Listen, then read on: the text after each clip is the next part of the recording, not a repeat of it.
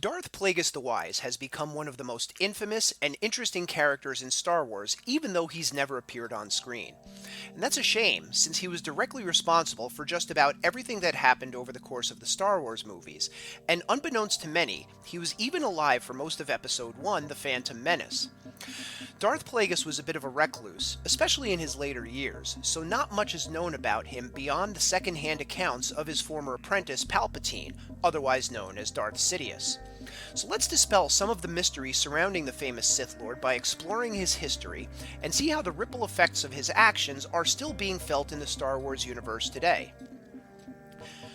Darth Plagueis was born Higo Damask II, somewhere between 100 and 200 years before the events of Episode 4, A New Hope. He was the child of a pair of Force-sensitive Muns who had been introduced to one another by a mutual acquaintance named Rugus Gnome, who was secretly the Sith Lord Darth Tenebrous. Darth Tenebrous recognized the Force sensitivity of both of Higo Damask's parents, and matched them up for the express purpose of creating a child who possessed great strength with the Force. It didn't take long for Higo to discover his abilities, as he used a Force mind trick to cause another child to commit suicide by jumping out of a high window in his youth. Higo's parents eventually handed him over to Darth Tenebrous in exchange for career advancement opportunities within the intergalactic banking clan. Higo's father eventually became the chairman of the intergalactic banking clan, as a matter of fact. Higo's public guise was that of Rugus Gnome's accountant, but he had secretly begun his Sith training and was eventually granted the formal title of Darth Plagueis.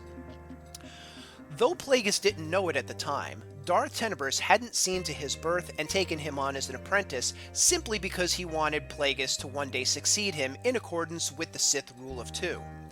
The truth was that Tenebrous merely wanted a highly Force-sensitive body to attempt to possess and inhabit until such time as the Chosen One, later known to be Anakin Skywalker, was born, so that Tenebrous could then try and possess him as well.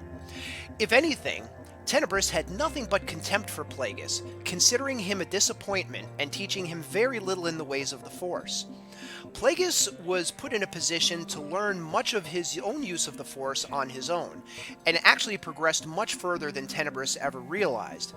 Tenebrous found out how strong and ruthless his apprentice had become when they were escaping from a collapsing cave on a mission one day, and Plagueis used the Force to bring gigantic slabs of stone down on top of his master, then finished him off by breaking his neck with his bare hands. Darth Plagueis was now the Dark Lord of the Sith, but unbeknownst to him, he had competition for the title.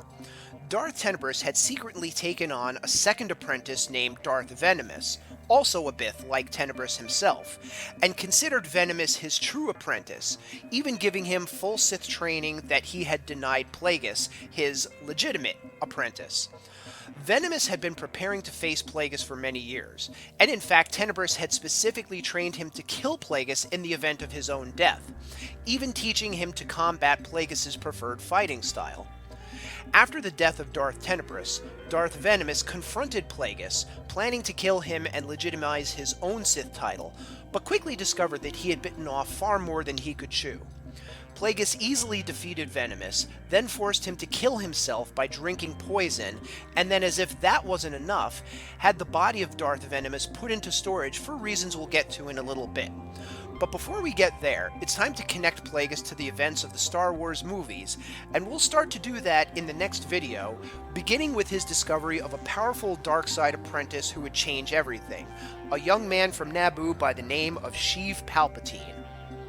For now, though, thank you for watching, and please leave your thoughts in the comments section below, as well as anything you'd like to see covered in a future video here at Star Wars Wavelength.